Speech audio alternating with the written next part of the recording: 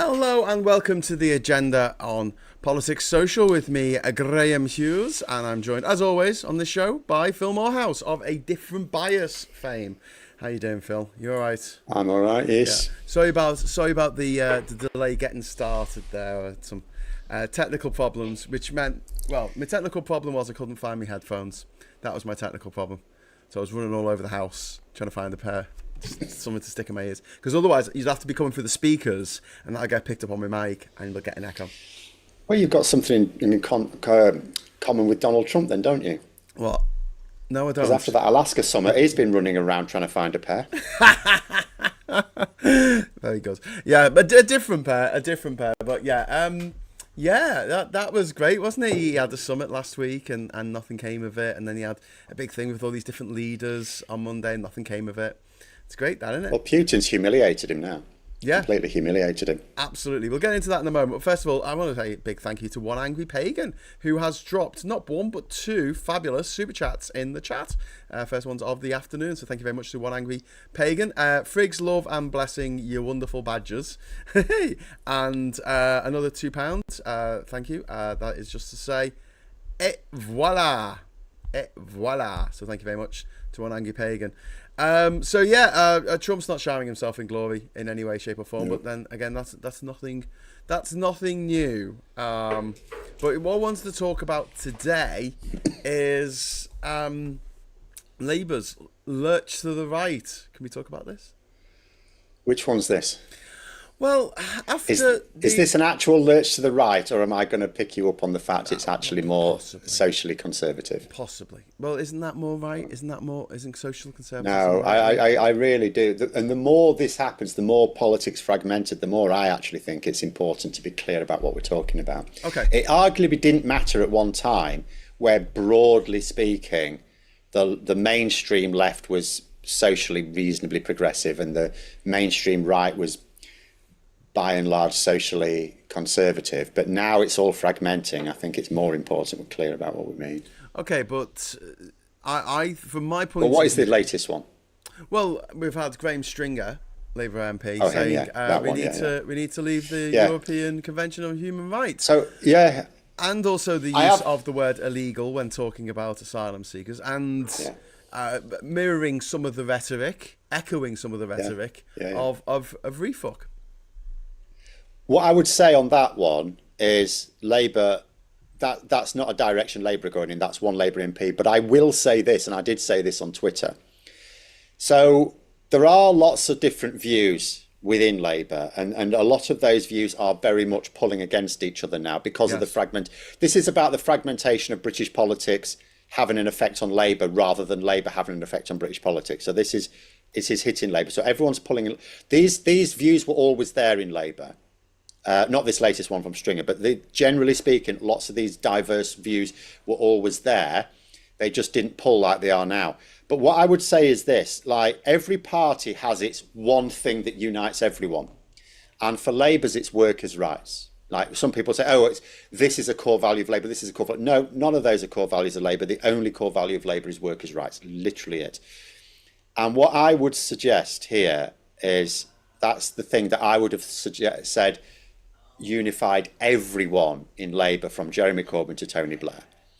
And now we've got a Labour MP who is suggesting that workers, it's not an exclusively for workers, but it includes workers, that workers should lose some of their most important rights. And I cannot believe what I'm hearing, is what I would say on that. Because this is beyond all of the others. This isn't like the socially conservative stuff that's coming about immigration and, trans rights and stuff like that. This is totally separate, because what you're doing here is specifically saying that tens of millions of workers in this country should lose their human rights. Yes. And I cannot believe a Labour MP says that. And setting things up that if Farage does get in, because you could argue, if you wanted to, that Australia and Canada and Singapore, maybe not Singapore, but Japan they're not signatories to the European Convention on Human Rights. No. And they have rights, they have freedoms, they have free and fair elections, and it's like, but the worry is we don't have a written constitution. But they don't have the same rights. Yeah, and if Because that's what they try and say. Farage gets in without those safety rails of the European Convention on Human Rights, he can run amok, which he will do. Yeah, yes, which he will. And the thing is, like, because that's what they'll say. They'll say, well, these other countries don't have them. As if we will do, because that's what the Conservative tried to do. Because remember, Boris Johnson, this is what I was worried about the 2019 Conservative election manifesto when they won, because they were going to do that. And they said to calm people down, they'll replace it with a Bill of Rights. So people, and this is what they'll think with Farage. It's like, we won't lose our human rights, Phil, don't be silly. We're just going to lose the bits that give asylum seekers their human rights, or foreigners their human rights. So everyone else we'll just have a Bill of Rights. No, we won't. They will introduce a Bill of Rights. It will be missing an awful lot of our rights. We will, because those other countries do not. It's not that they don't have any human rights. I'm not saying Australians don't have any human rights. They do not have the rights we have. Yeah. So they will not just copy a British version. I mean, there's multiple problems with it, by the way, but just in isolation, they will not just copy the European Convention on Human Rights and not make it applicable to foreigners. That is not what they will do. We will lose them. But then there's also other things. There are the other things. For example, it destroys a lot of international treaties. Sorry, just come to that in a moment about international treaties. One Angry Pagan's dropped another super chat in. Thank you. £2. I wonder how Labour's co-op party colleagues feel. Well, exactly, because it is the Labour and Cooperative Party. And then Ivan, thank you very much for the £5 super chat, my friend. Have I missed something about the lack of descriptions in the streams? Is it a change of strategy? No, I just haven't had time. One of the reasons why I was late finding me bloody headphones is I was literally feeding me dad, and he was being difficult to feed. And just like I was just saying to Phil before we came on, imagine you're trying to feed a baby, but it's a very, very strong, big baby, and it's like, yeah, if he doesn't want to eat, he won't. So yeah, that's one of the reasons why I've not been able to sort of do much in the terms of the thumbnails that I normally do and the descriptions I normally do. I will add them later. I'll do that this afternoon when I get a minute. But yeah, sorry about that, Ivan. But yeah, that's just, it's not to con you. It's not to go, oh, it's going to be a mystery topic that we're going to be talking about today. I do have blurb written up for this, but yeah, I didn't actually put it onto the channel. Anyway, Phil, sorry, international treaties, etc. So for us, apart from anything else, Brexit already put a lot of strain on Northern Ireland's political infrastructure. This completely destroys it because the Good Friday Agreement is, you would have to completely renegotiate it because it's built on the European. It's built on the idea of two things: that there is common free travel between Britain and Ireland, which remained after Brexit, and secondly, our joint commitment to the European Convention on Human Rights. Yes. And so with Brexit, we maintained the free travel area between Britain and Ireland. Yeah. But, and we've also maintained our common, because that was the one that was mostly under threat. When people were saying how Brexit would put pressure on the Good Friday Agreement, the main fear was the free movement. If you can't have free movement, then the Good Friday Agreement can't exist. Well, exactly. So we managed to have a situation where we would still have the free movement with lots of fudges. We fudge it. But how do you do?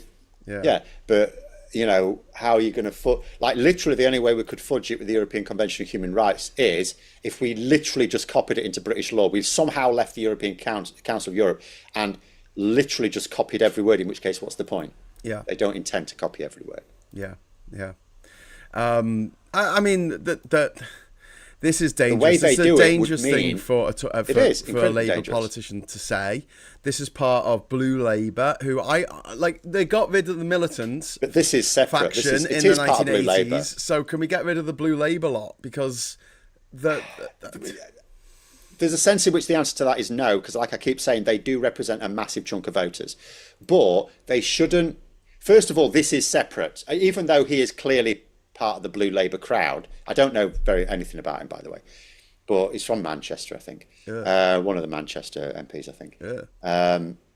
But this is a totally separate issue because a lot of the Blue Labour stuff is in line with a lot of voters. So it's like we shouldn't be giving them the problem is they're dictating almost all social policy. In fact, if not actually all social policy, whereas they shouldn't be. They should have a say, but they shouldn't be dictating it all.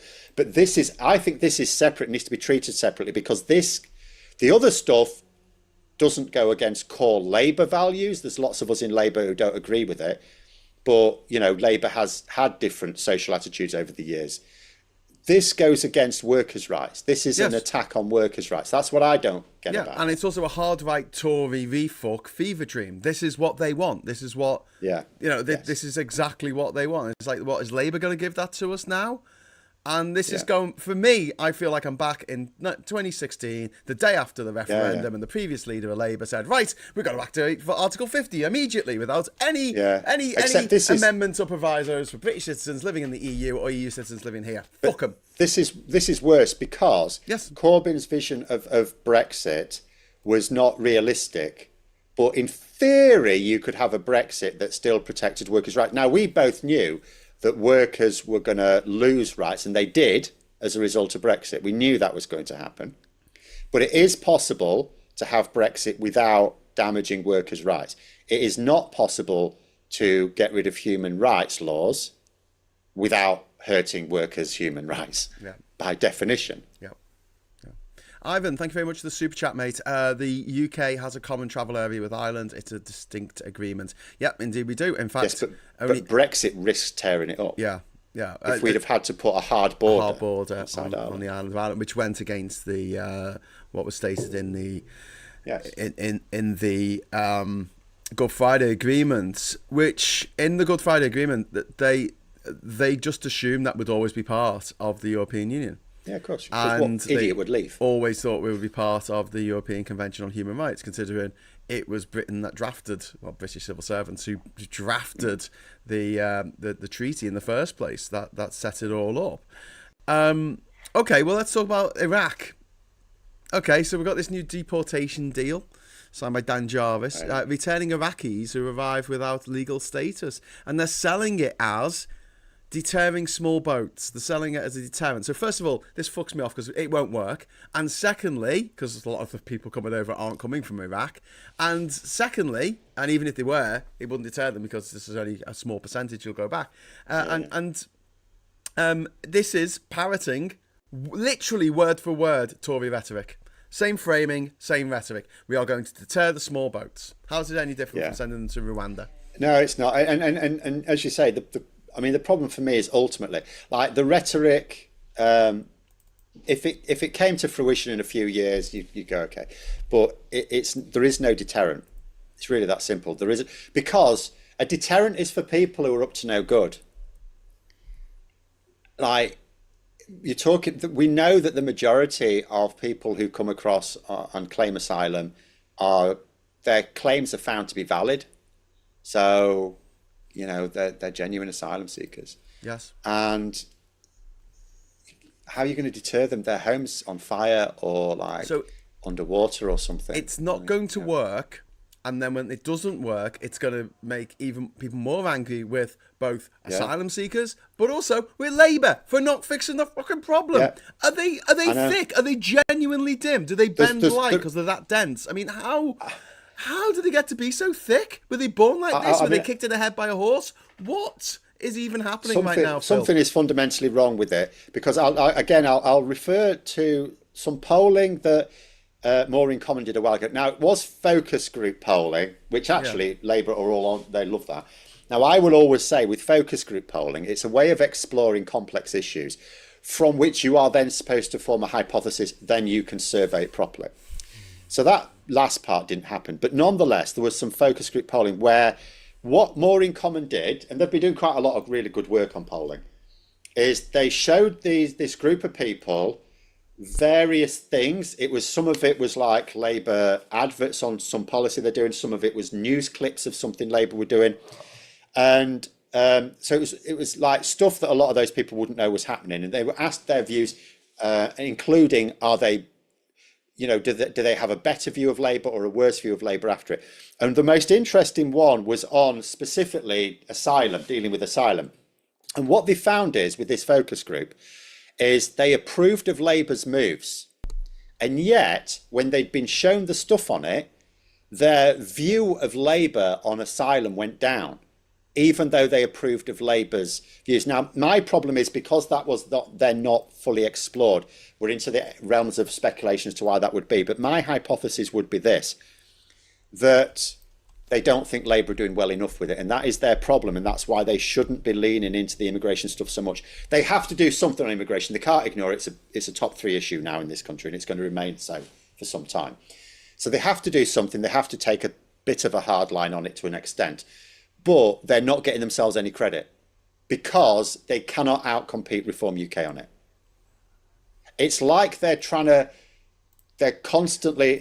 like they're trying to fight a traditional political campaign where they go, but it's better than the Tories. Like, yeah, you're not competing with the Tories. Yeah. Someone needs to explain that to you. You're not competing with the Tories. They're behaving like you're competing with Reform UK. They've got a free goal in the next election. They get a free election free because the Tories are in absolute disarray. The Tories aren't going to get their shit together in the next few years. They're just not. They never do. They're going to be infighting and squabbling amongst themselves, and Labour will just walk into number 10 no matter what happens. Well, but that's not going to happen because of refuck. No. But before we go on, Ivan, thank you very much for the £5 super chat. How can Dan Carden be in Blue Labour with all that he believes in with LGBTQIA plus rights?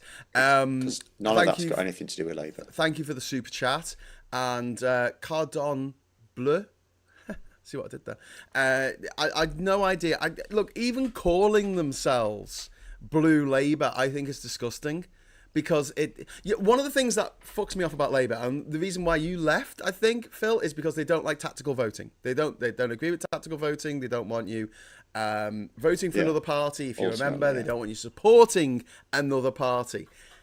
They're calling their section of Labour the Conservative. That's what the blue means. The Conservative Labour Party. And I'm again, like, this is that seems to be supporting another party within a party. Like, fuck off and join the Tories. Literally what was told to me by a million Corbyn supporters back in the last election in 2019. But yeah, that's what they want. Again, this is distinction. It's socially conservative. Again, this idea that Labour are socially progressive is not historically true. I don't care. I don't care, Phil. Look, this is 2025, and they need to be a socially progressive party to win the next election. They're not.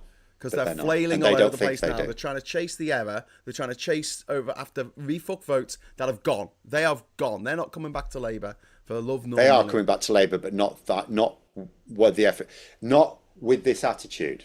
Okay, like, as I say, they are coming back. We know they're coming back, but they're not on immigration issues. I can't think of much they're doing at the moment that's winning them votes. I can see stuff that they're doing that is losing them votes. I can't see the winning side of it. Well, we do this every week. There's lots of stuff they're doing that is going to get those votes back. I'm not saying they definitely win the next election. Right this moment. Yeah. And I know there's not an election today. But that's because all there is rhetoric. That's because all there is rhetoric, and they're getting their rhetoric badly wrong. They're literally trying to talk about things that it's like they're asking Nigel Farage, what would you like us to talk about today? Yes. This is what they're literally doing that. The winter fuel allowance fiasco, that wasn't just rhetoric. They did it. No. That was but that was still part of the same thing. And everyone who's got a grandparent. That's also a communications issue. That's a listening rather than a speaking issue, but it's still a communications issue. They didn't poll it. One angry pagan before we go on. £5 super chat. Thank you very much. The anti-migrant zeitgeist is so prevalent that Labour have no idea how to actually combat it and are panicking, in my opinion. Well, they don't have any idea. Unnecessary fear, for fuck's sake. Yes, but I this is what I see. I see them as panicking and trying to ape what Farage is doing in terms of policy. And this is look, if they're going to copy him, copy his social media. He's got over 1 million subscribers on TikTok. Copy that. But keep your policies and keep them socially progressive, because that's what the thing is. The people who voted for Labour in 2024, most of the people who voted for them were not thinking, well, historically, Labour weren't a socially progressive party. They were thinking they are way more socially progressive than the Tories. Yeah, absolutely. And that's why I keep saying on some of this social stuff, people had priced into, there was an assumption on the part of voters that Labour were pro-trans rights and just socially progressive in various issues. And even if some of those voters didn't agree with it, they priced it in. What they wanted from them was the NHS working better, bills to be cheaper, and maybe a decent job out of it. Yep. Which is, the sort of stuff that Labour are working on, but they should be leaning into that. Because the thing is about the asylum stuff, because when we talk about immigration, it's not immigration. Immigration isn't the issue here, it's asylum. And people have been led to believe that asylum is this massive part of immigration. So whenever you look at these issues, whenever immigration comes up, at the moment, no one's actually talking about immigration. There's almost no discussion of immigration. It's entirely asylum. Yes. But they conflate those two things. So they can say, "Oh, there's been 500,000 immigrants," and yet all of them, exactly, and that's all of the them problem come over with on a visa. But the Labour, being clear, Reform UK don't have any asylum policies. It's not just that they won't work; they actually don't have any. So Labour can't compete with them because they can't achieve the same outcomes, and Farage can constantly just berate their policies because he doesn't have any. And no one's really calling it out that he actually doesn't have any, or very few people are. Yes. So it's a complete dead end. They should be focusing on policies where they know they're not going to get the results in the next election. They know that we're still, and it doesn't matter whether that accommodation's in hotels or some other form. They also know we are still going to use some hotels by 2029. But even if not, then they'll just turn to, which they're already doing, they'll just turn to, well, where are they then? Where are they? Oh, they're in houses that British people need, right? Because although we're going to build more houses, we're not going to build enough by 2029. And then, you've got, and we're not going to stop the boats because there's no deterrent. Yep. There's no deterrent. It's like the thing, isn't it? No one puts their child in a boat unless the sea is less dangerous than the land. Yep. Ivan Ambrose, thank you very much for the £5 super chat, mate. The thing is, as Blue Labour is socially conservative, it will be anti-LGBTQIA+. This is the thing, though. I mean, there are people like Wes Streeting who are part of the community who I would say are socially conservative, especially when it comes to things like trans rights. Is he? What? Is he? Wes I don't know Streeting? anything about Wes Streeting. How do you know that? Because he's the guy who brought in puberty blockers for trans kids. No, he's not. I thought that. He's not. He's not.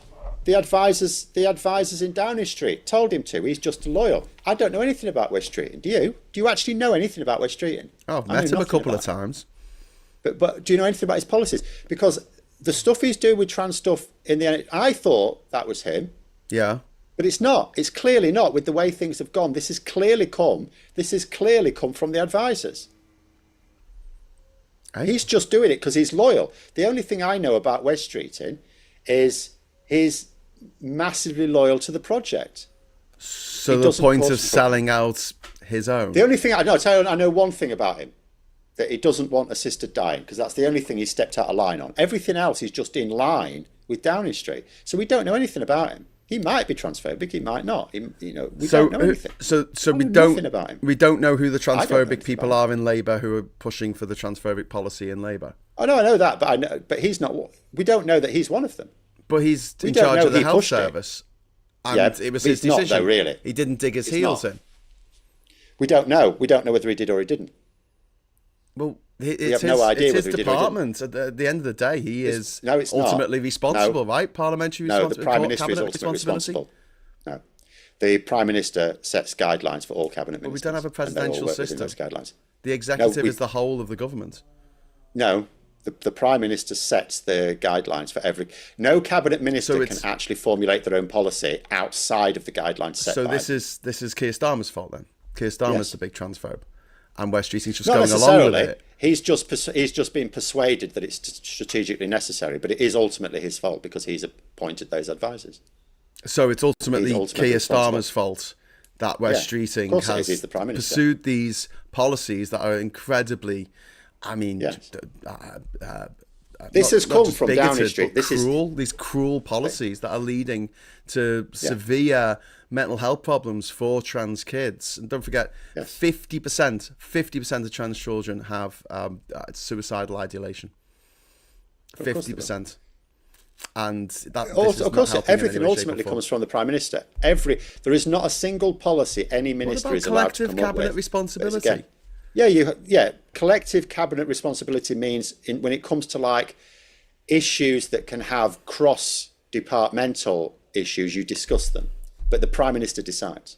Right, so how come the heads of department, hang on, Phil, I've got a question. How come the heads of department, how come the Secretary of State resigns when their department fucks up so badly and the Prime Minister doesn't?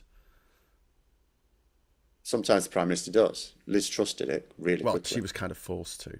Because everyone's shit forced. Prime Minister. Everyone's her department being the Prime Minister, she was shit at that. When was the last time you can remember any Secretary of State resigning without Downing Street going, we think you should resign?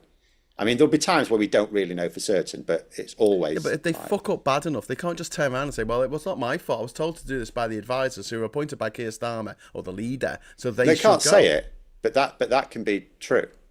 What, that the Prime Minister should go? That can still be true. Every time the government fucks up, we'll get through a lot Not of every Prime time. Ministers. No, what I'm saying to you is, what I'm trying to explain to you is that a cabinet... you mentioned ministerial responsibility. Yes. Ministerial responsibility specifically says that a minister cannot just come up with their own policies outside the guidelines laid down. That's true, but the fact that Wes Streeting wasn't prepared to put something in to say, hang on, this is a cruel and unfair punishment to trans children, banning them from getting puberty blockers when we're not they banning don't necessarily it see it that way. For cisgender kids. Well, obviously he doesn't, because otherwise he would have said something, because he was prepared to put his head above the parapet. You don't know what he said. On the free vote on assisted dying, where he said, no, I don't agree with this. No, you know that's completely different, because there was no party line on that. Well, yeah, there was no party line, but he was prepared to step out of line from, he wasn't stepping... No, he wasn't, because when Starmer then told him to shut the fuck up, he shut the fuck up. When was he told to shut? It was because that was a completely separate issue. Because afterwards he said that the NHS wouldn't be able to cope with it. Yeah, that's what he said. After it was agreed. But nonetheless, that was a separate issue, because every member of Labour, including the cabinet, were allowed to take an opposing view. Yeah, but afterwards, after the vote, he stood up and said the NHS can't afford to do this. Yeah, because it's still a matter. It's still considered. It's not party policy. So even though they're going to have to do it, well, they think they're going to have to do it. Yeah, they're happy to do it.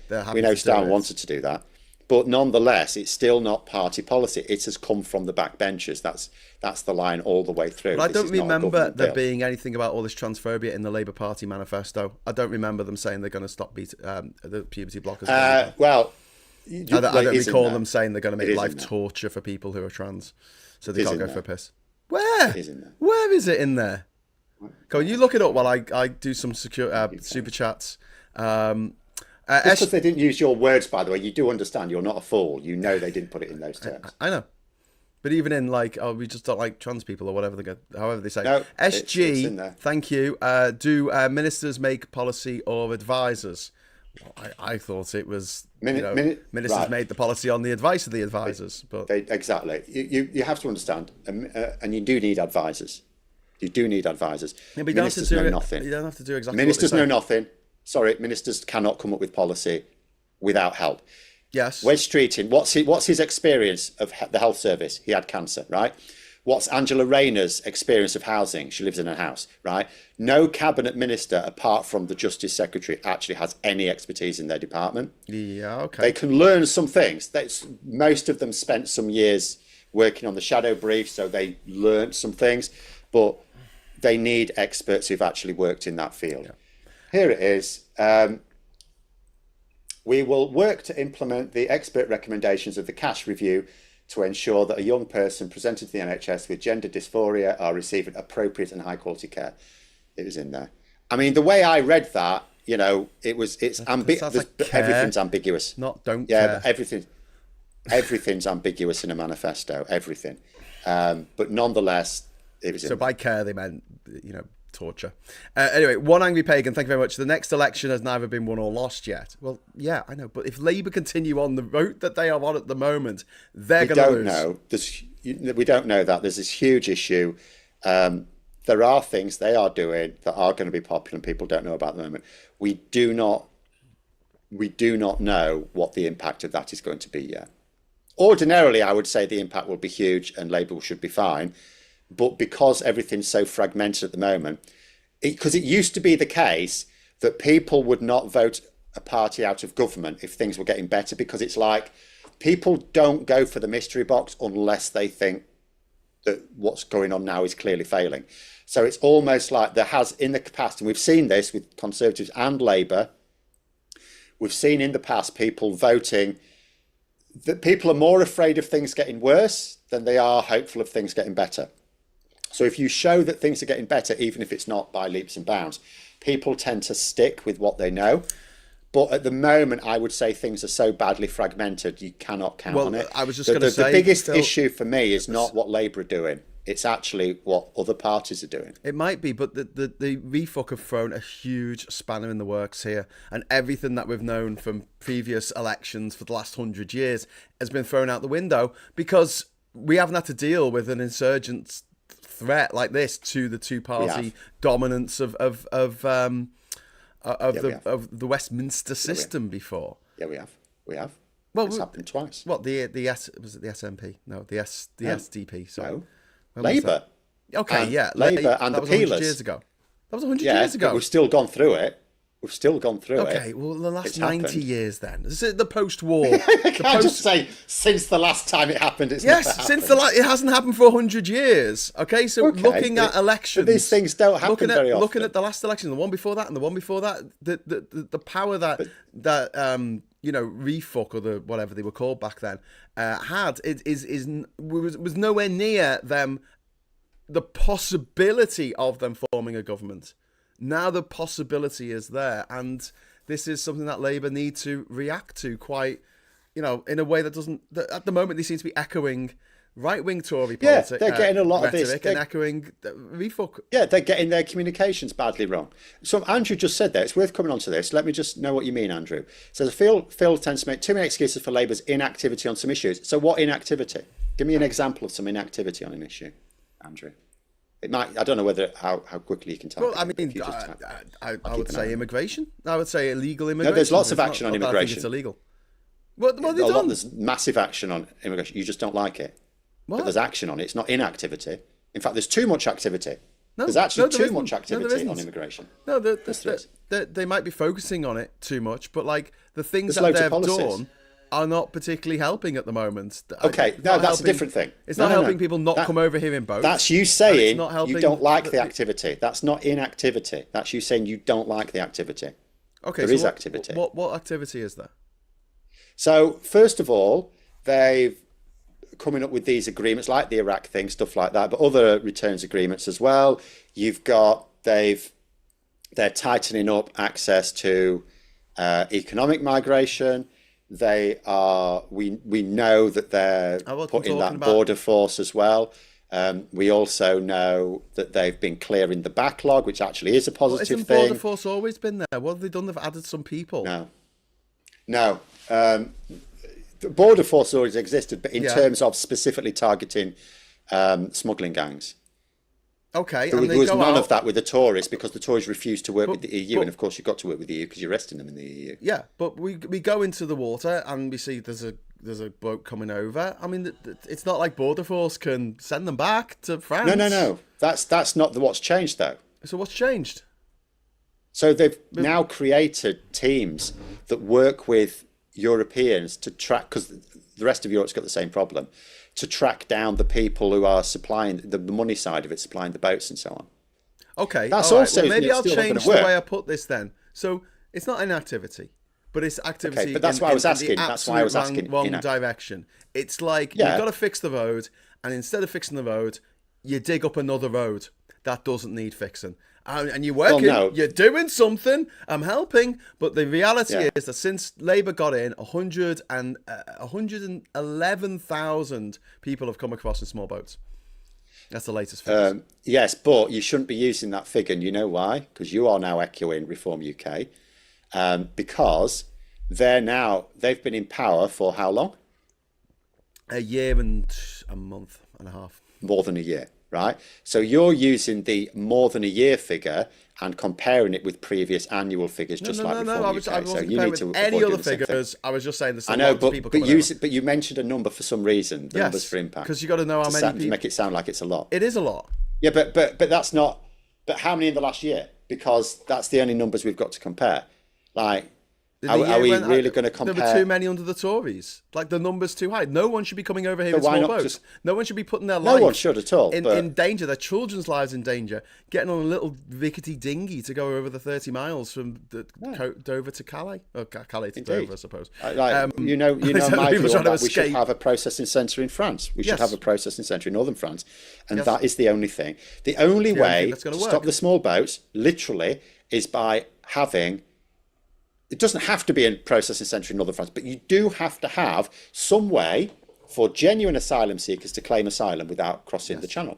Yes, which we don't That's at the moment. it. That's literally it. It doesn't matter how you do it. There are different ways to potentially do it. Yep. My preference is that, from the- because then that allows you to take any... Because the thing is, what we would like to do, ideally, what the government would certainly like to do, is to do what Reform UK say they would do, which is to pick up people, border force, pick up the people travelling the small boats.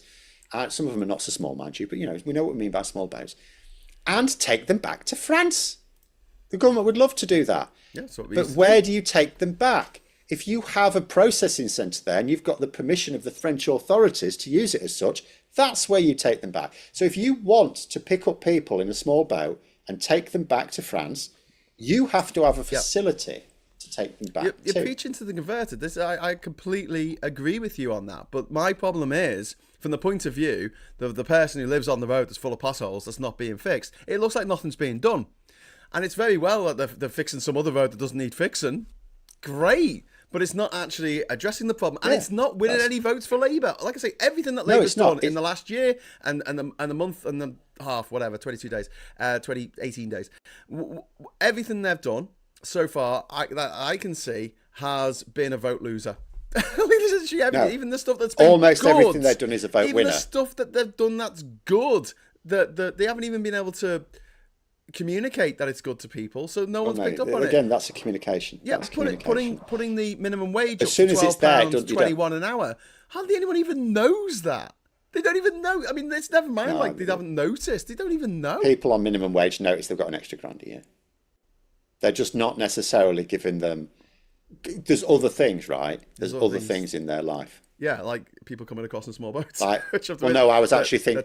I was actually thinking more in terms of, just like in America, they're focusing on the fact that the energy bill's gone up and the water bill's going up. So like any kind of increase in their wages below inflation increase is not going to. But it's not. They are still better off, but not many people write out their budgets. And the only reason I didn't used to. Yeah. The only reason I do now is because I have to pay taxes, so I have to be a bit careful to make sure I've got enough money to pay the taxes.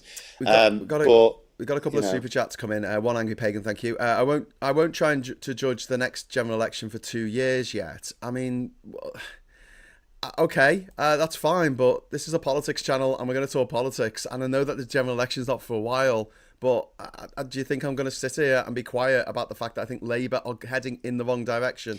No, in so many different areas. I mean, if it was just like one or two, I was like, oh, I'm not sure about that. But it's like the entire Labour ship is heading towards a fucking great big iceberg, and they all seem to be just sipping Chardonnay and dancing around. What I would say is, if you want to look at the next election, you also have to look at what you know is coming online now.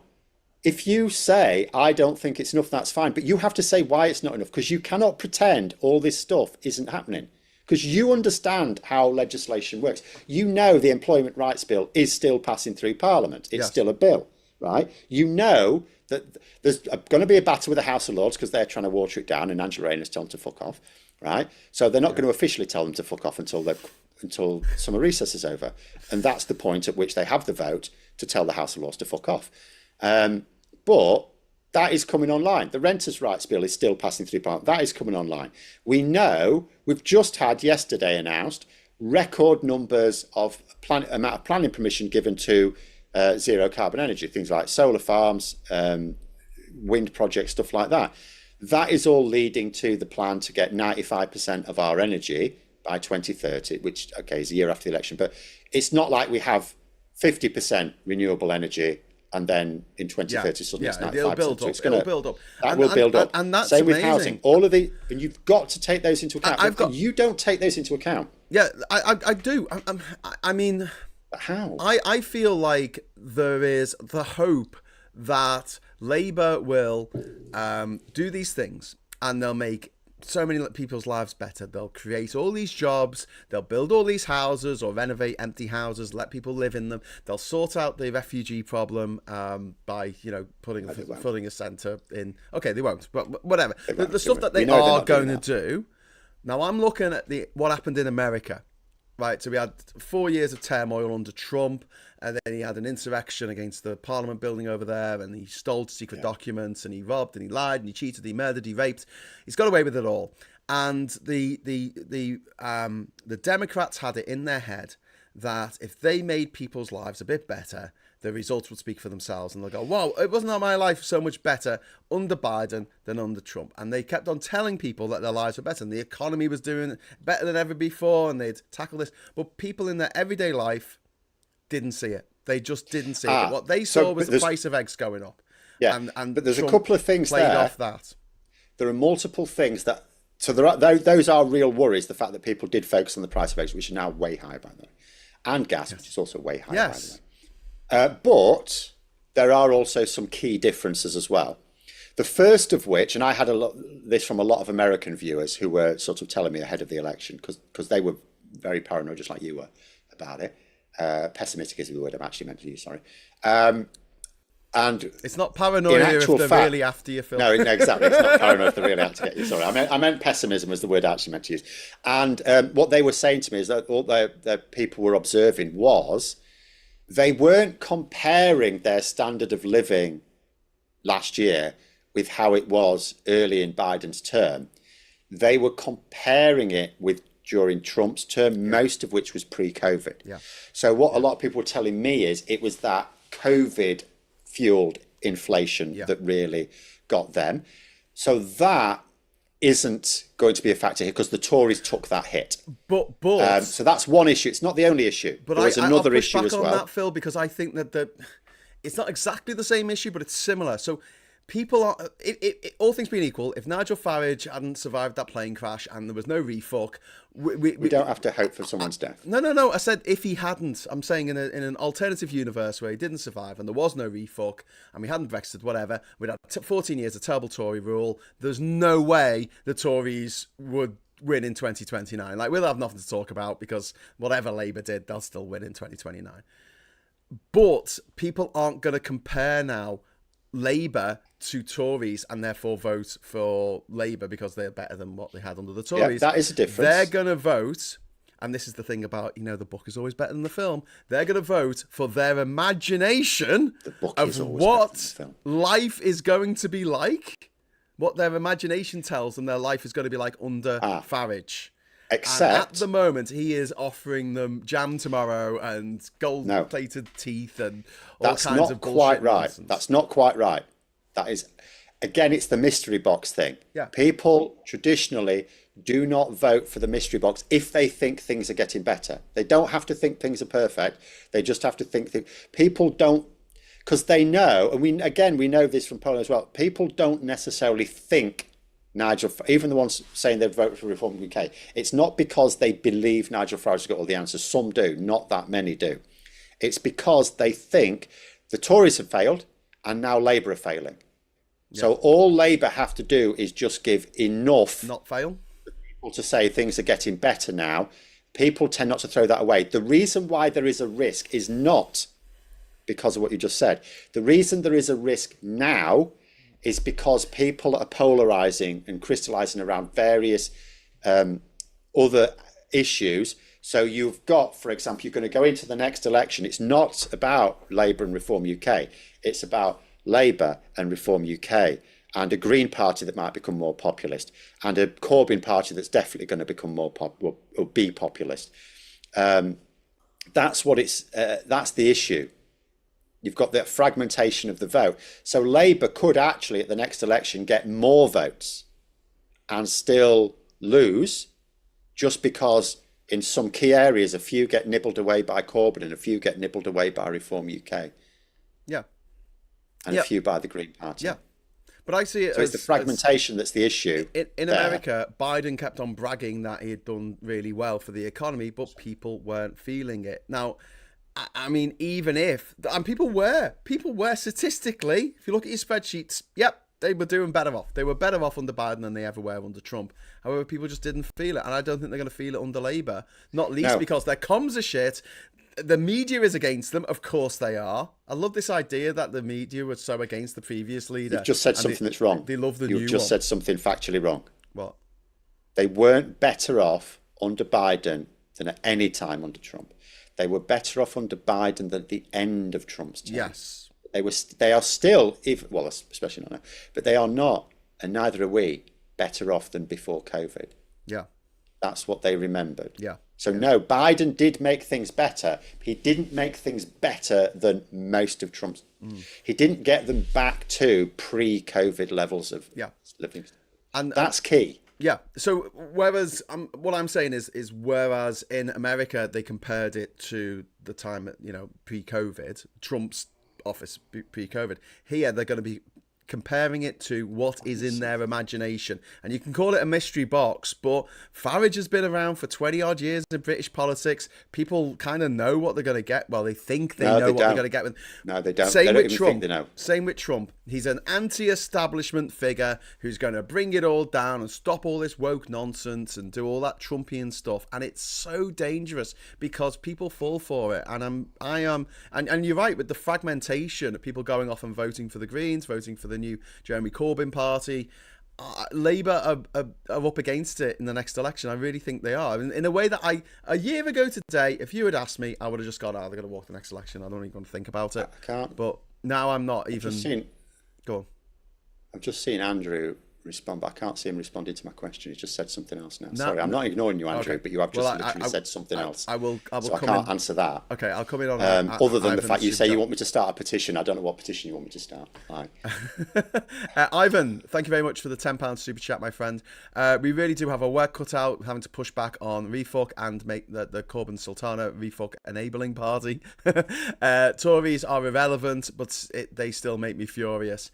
I mean, the Tories actually, in a funny way, are probably Labour's only hope. If the Tories get their act together, then at least more people will vote for them, and that will split the vote on the right. Well, this is There's two things actually.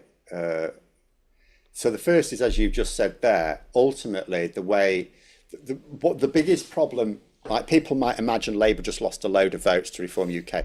In some key areas, they've lost some crucial votes. So it's not that Reform UK are not an issue for Labour. But in terms of raw numbers of votes, they've lost them to other parties.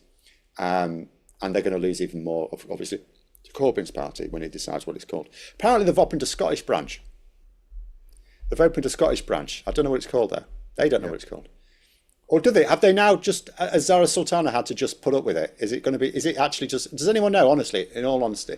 Let us know in the chat. Called the Your Party? Is it going to be called Your Party? Which is a good name for a party. Is it? Honestly, I think it's a really good name for a party. I think it's a terrible part. I think it's a terrible name. Your Party.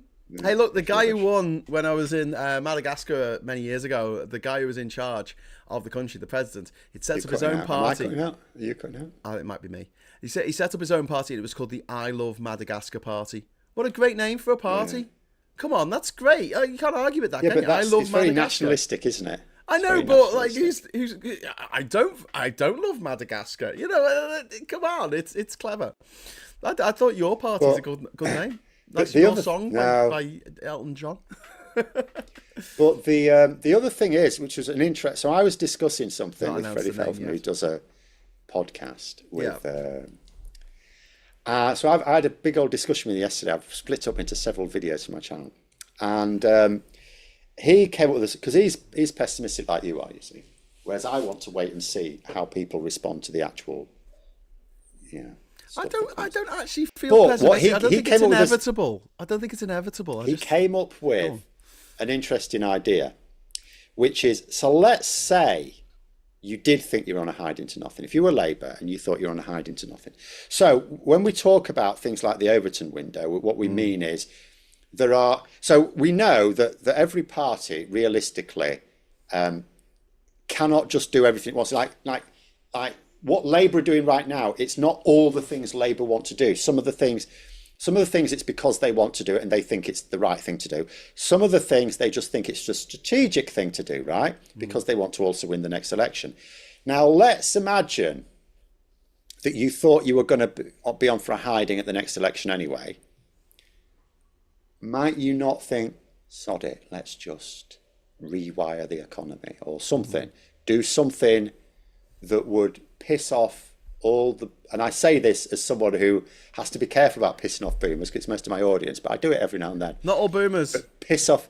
Not all boomers, no. Not all boomers. But do something... Because at the moment, like, what was wrong with the winter fuel allowance? Yes, we know some of the people who were denied it should have had it because they cannot afford the cost of living, right? So it was too mean. But generally speaking, that's not what caused the backlash. What caused the backlash was a load of people who could afford to do without and didn't want to, right? Not all of them. Yeah.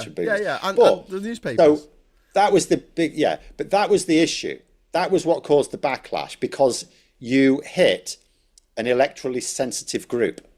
Yes. And that, of course, caused carnage in the local elections. Yes. So let's say you went, sod it. You know how the Tories salted the earth for Labour? What if Labour effectively grew the earth for Reform UK to the point where Reform UK couldn't possibly dismantle it all? But that would mean going absolutely mental, putting lots of things in, like, you know, the land tax, the land value tax, all this sort of stuff.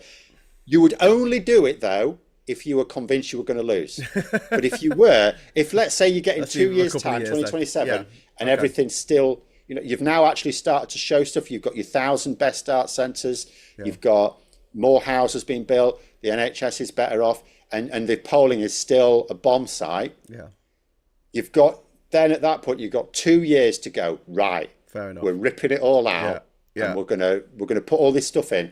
And then then it would and massively shift the balance. You can't do a lot of the populist stuff, by the way. This is not a green light to do all the populist bullshit that actually doesn't work. But to do something that would lose you vote, not be bad, be good for the economy, be good for rebalancing the economy, but be bad electorally. Rejoin the EU. Just fucking rejoin it. Well, we actually couldn't do that. I know. I'm joking. But we could maybe announce it. Like, literally, if you didn't have to be electorally strategic, if you thought you were going to be on hiding for nothing. Now, this will never happen, by the way, because individual MPs will still want to keep their seats, and they will like. Although it'd be quite difficult for Labour MPs to argue against, like, massive redistribution of wealth in the tax system. Yeah. But let's say you did that. You know, let's say you had that as a little project going on right now at the Treasury, a side project, so that if in 2027 it's still looking like shit, they go, right, 2 years. Yeah. Because that's an interesting idea. You could do that. And that would be the opposite of salting the earth for Reform UK. Do the opposite. It would force them into a situation where they would still make things worse, but they wouldn't then be able to turn the tax system back to the way it was, because that would mean loading up taxes on ordinary people. Yeah. We've got a super chat coming from David Faulkner. Thank you very much for the 38 Hong Kong dollars. Sadly, all moderate centre parties are shifting to the right throughout Europe. Traditional left, as we know it, is now becoming a thing of the past. I agree. Unfortunately, the Overton window, as Phil mentioned. Captain Coconut agrees with Phil that your party is a terrible name. And it's funny because the next thing you write, Captain Coconut, is something I completely agree with. And I was about to say this. I will go with our party. I was going to say the only thing better than your party is our party, because that promotes community. But then, does it promote them and us? Them and us? Does it a little bit? But that's the nature of populists. If you identify, it doesn't matter how justified you think you're in doing so. If you identify any section of society as being the enemy, then you're a populist. That's what populism ultimately is. Yeah. I would just rather we just said, look, you know, there are individual people in certain demographics who are not very nice people, but let you know, the language of division for me only helps those who want to divide. By definition. Talking of people who want to divide, What would you do with Graham Stringer saying out loud in public that Labour should pull us out of the European Convention on Human Rights? I would just say, I would honestly, because Starmer we know is a huge believer in it. That is like personal for him anyway, and I think it probably would be for the vast majority of Labour MPs. But I would actually properly cuff him, because I would come out with an official statement to not only say what we'll probably get is some bland statement from Downing Street saying Labour is fully committed to the European Convention on Human Rights. That's probably what we'll get. What I would say is, we are fundamentally committed to the European Convention on Human Rights because these are people's rights, these are workers' rights, and the Labour Party will never sacrifice workers' rights. I would actually put that line in. Yeah. If it were me. Well, I mean, if I was Starmer, that's what I would say. I would link it with workers' rights because, first of all, he personally believes in them. At the moment, politics is, we can see the way it's going. So what you need to do is, at the moment, they're trying to shift it onto foreigners' rights. They're trying to make it like foreigners' rights, right? Yeah. Starmer wants to shift it to workers' rights. Shift it to workers' rights. These are workers' rights. And list a few of them. Yeah. You know, British workers have a right to family life. Yeah. That goes away if we get rid of it. Sort of really link it with workers' rights. That's what I would do. Yeah. Sit him back in his box and also use it as a way to also put pressure on Farage. Yeah. We've got a super chat come in there. Ivan, thank you very much. I know what I would call the new party, as stated in my previous super chat, what the re-fuck-enabling party. It's accurate. And Jack C. Deer, thank you very much for the £5 super chat. Honestly, I was thinking of something similar when it comes to green energy and make it inevitable that it's going to happen. Yeah, like take the... Okay, so if Labour, and I don't know what the legal mechanisms are for this, but if Labour disconnect the price of energy from the price of the highest costing producer of that energy, at the moment it's gas, if they disconnect that, then Refuck would have to reconnect it, and that would make everyone's bills go through the roof. It's not legal, it's economic more. The problem with doing it is, first of all, everything just goes into the national grid anyway. We're having to reform that. The issue is you then take money away, ironic, because the thinking would be, okay, so a gas producer, you have to pay them this amount for their electricity because that's what they need to be able to do it. But then, you know, solar and wind, you know, but then that's giving renewable energy providers less money, which means you then make it harder to get investment into it. It's all really complicated. But I would go maybe back to the zonal pricing. So Downing Street, because Ed Miliband, their work is department. That'd be great for Scotland. Scotland produces so much of our power, whether it's renewable or oil. No, we don't. Scotland. We don't get it from Scotland.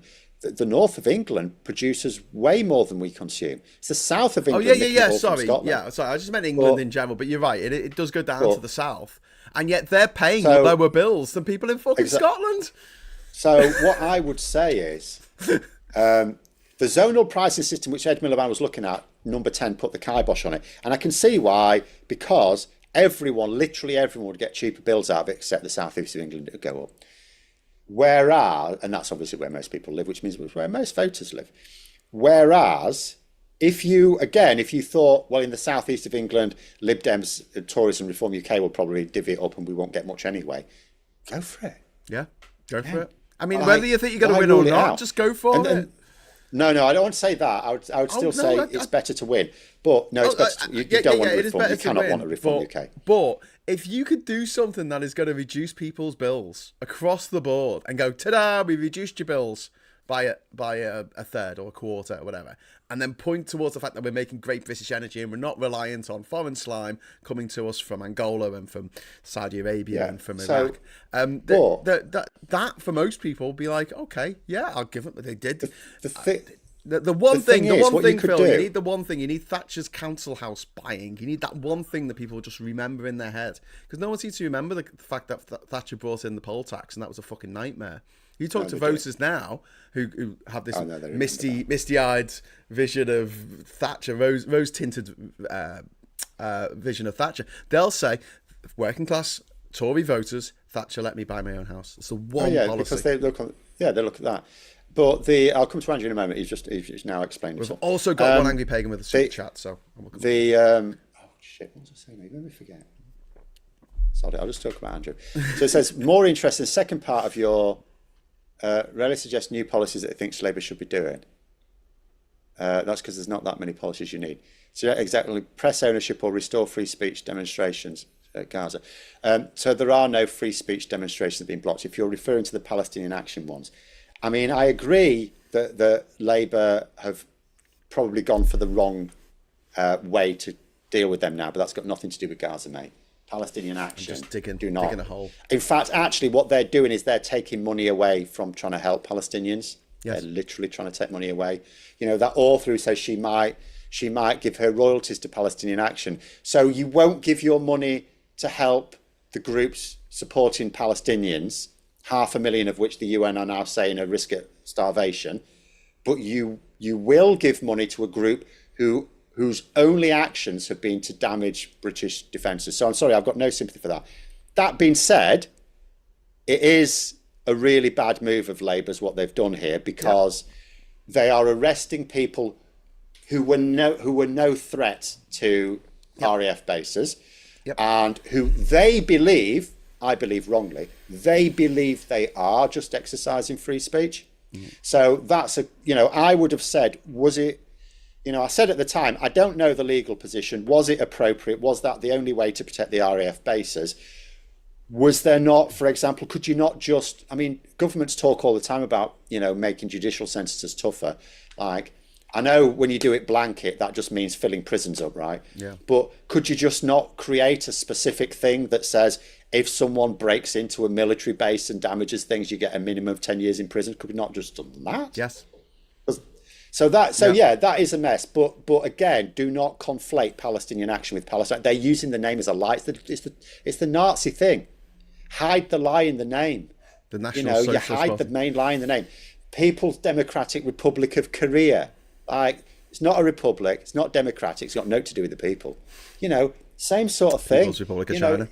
It's got nothing to do with Palestine. Literally nothing. They're just taking advantage of people.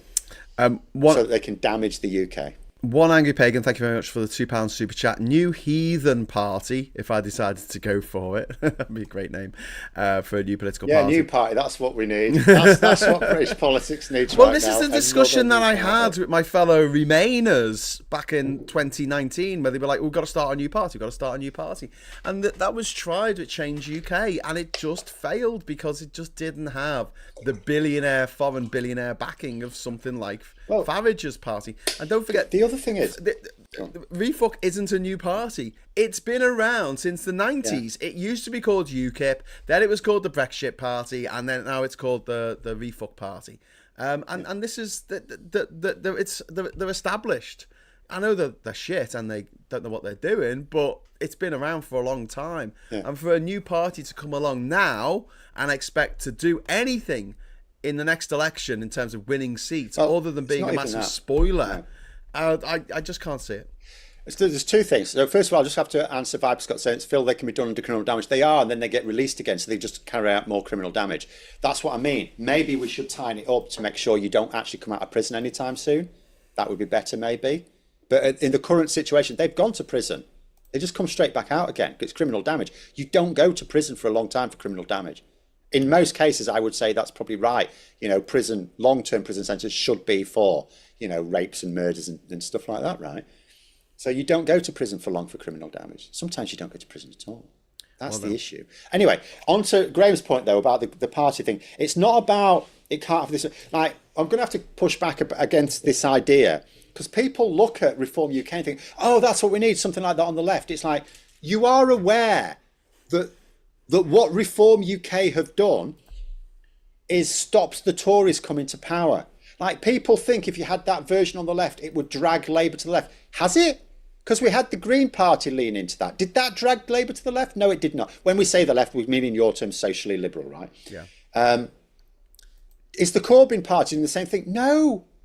What these are doing, because Labour are struggling to get those votes, That's what's actually making, because what they're doing is they're going, oh, we used to have the left wing sewn up, right? Yeah. Now we don't. Oh, that means we've got to look elsewhere for our votes. So they're looking for the big block of votes. The problem with the left is it's massively fragmented. It's way more fragmented than the right. The right will just split in two.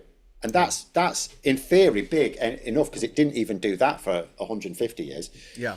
But the left is split all over the place, because and we've got people in the chat. You've got people who think Gaza's the most important issue in British politics. You've got people who think, the wealth tax is the most important issue in British politics. You've got people who think energy is the most important issue in British politics. And all of these are all lots of different groups that their thing is the most important thing. Yes. Do you know what I mean? You don't get that's that. That's why I try not to go on about Europe too much, because I don't want that to be my whole thing. But I'd love us to rejoin the EU tomorrow. But I know that that is. But my point is, politically the left, impossible right now, unfortunately. The left has all these different groups that have their one big thing, and they won't entertain any compromise on it. Whereas the right don't have that. The right have one thing. Yeah. How can I become richer? Yeah. That's it. Nothing else. Yeah. Not even immigration. Well, I'm pretty sure that there were a lot of Tories who had cold feet about Boris Johnson being the leader of the Tory party. I know they did. And the reservations about it. But I guarantee they saw the footage of people at the Labour Party conference, and I think it was 2018, waving Palestinian flags. And you're looking at a political party that wants to come into power that is essentially saying, like what you're saying there, the most important thing in British politics right now, in the middle of the whole Brexit wars, was Gaza, was the Palestine. And look, I have so much sympathy for what the people in Palestine are going through, and I completely understand why people care so much about it. Quite rightly, I think.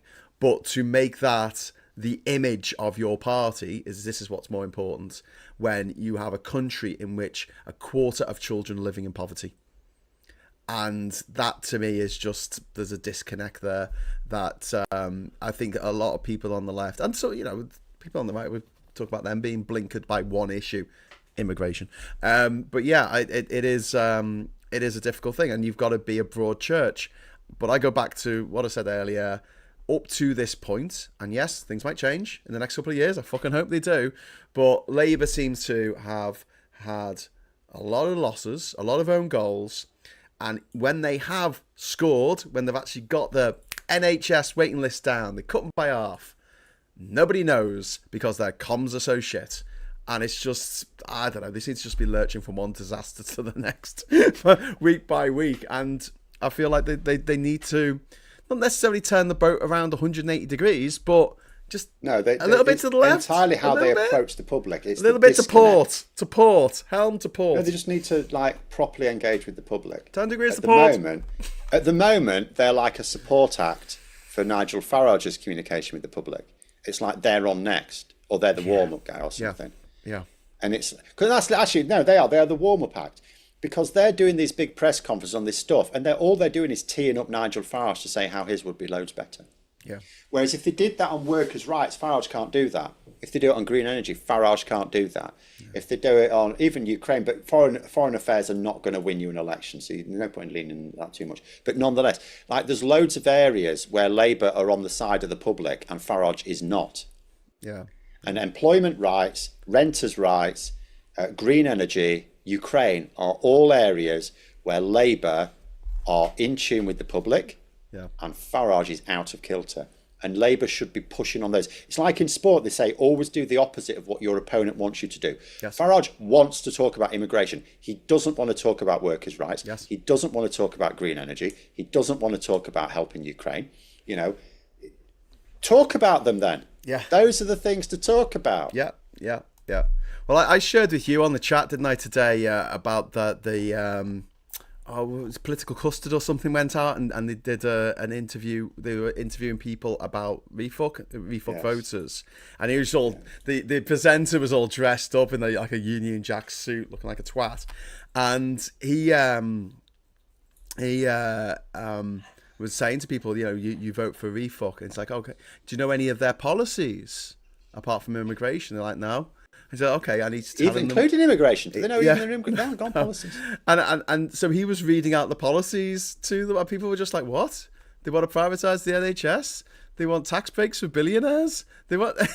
And it was like, finally getting that communication out there that Labour should be doing but aren't. Yeah. They're constantly chasing the Well, error. we should be as well, actually. I do keep thinking, there's a lot... I mean, I do it. You'll... Because I have a real issue with... It's like... People thinking certain facts that are wrong. Like I tell you my issue, and this is why we can come across as a bit, like I said, smug and superior, which is not going to help win anyone over. But my issue is this: like, if you imagine a typical Reform UK voter, right, and you say to them, so let's say your kid has been diagnosed with something absolutely terrible, right, something awful, and they're going to need like serious treatment or they're going to die. And the NHS waiting lists and stuff like that, and that's a worry. And Nigel Farage comes to you and says, look, all this stuff about waiting lists and hospitals and doctors, all a con, it's a con because they make loads of money out of it. I've got this book, right? I can do surgery on your kid. I just need your kitchen table and your kitchen knives, feed him half a bottle of gin, like to dull the pain. I can cure him of this thing.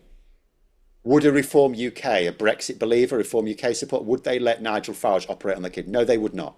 They recognise that actually doctors are the experts, stuff like that. So what I don't get, and I'd like a psychologist to explain it to me, right? Because I don't think there's a simple answer to it.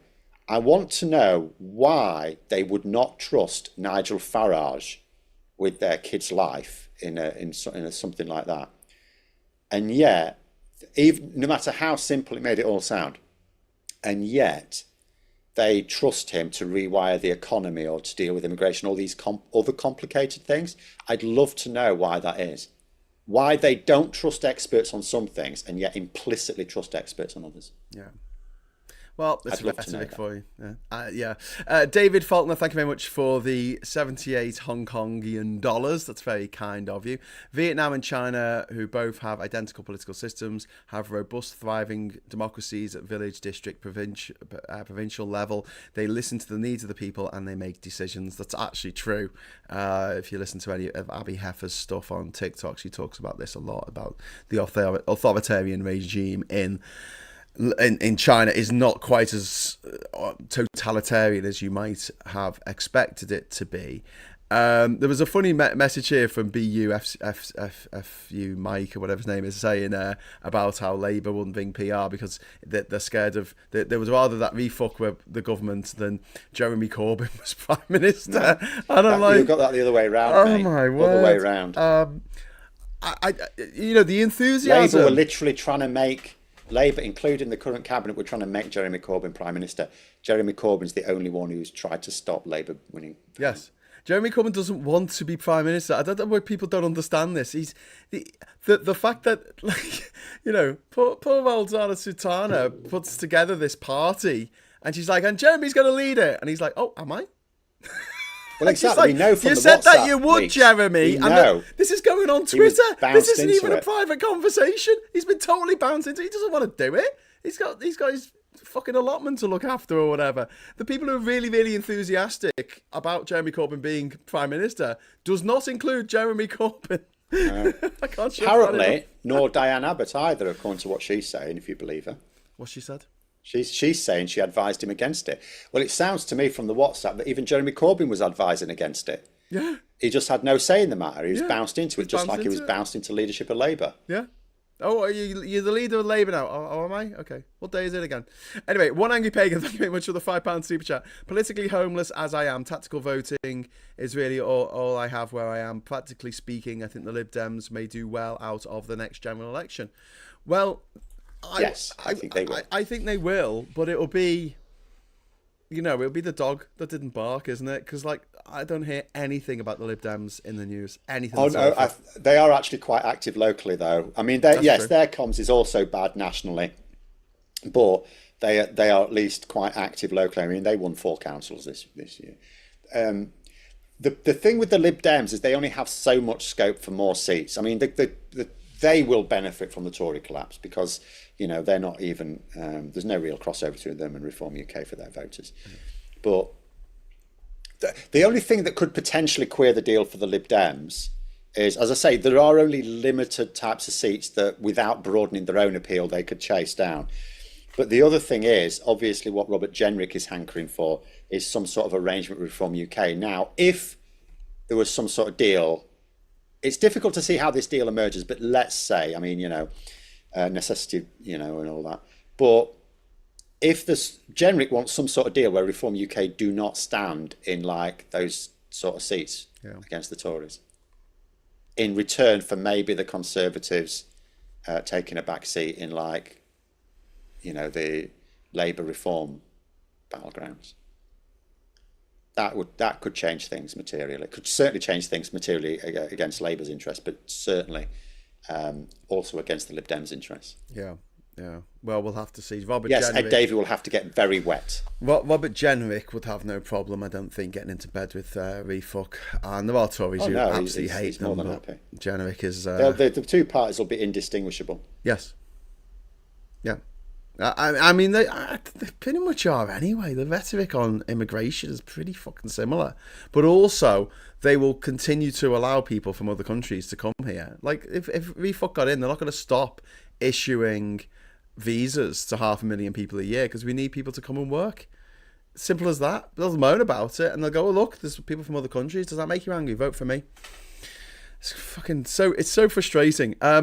Ivan, thank you very much for the £5 super chat. My biggest criticisms on Refuck, which I keep using, is their abhorrent views and comments about people with disabilities. Yeah, Ivan, you're absolutely right. I mean, but they're following the Trump textbook, the ableist Trump textbook.